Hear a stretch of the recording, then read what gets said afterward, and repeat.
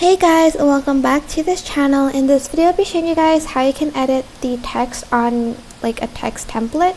So add in any video you want. I'm just going to add this one here, and to add a text template, go to text template and choose the one you want.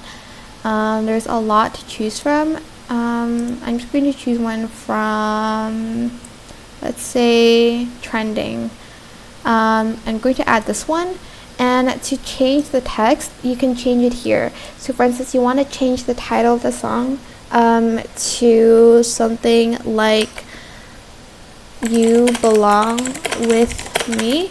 And here I'm just going to leave it, but change the text here. You can change the font too, I think. I don't think you can, never mind. You can only change the text here. Oh, you can change the font here, sorry. And the color of it too.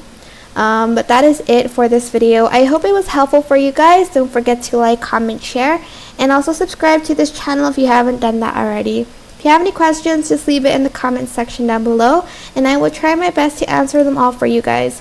If you found this video helpful, please click the thanks button above the description box down below. Thank you so much for watching. Bye!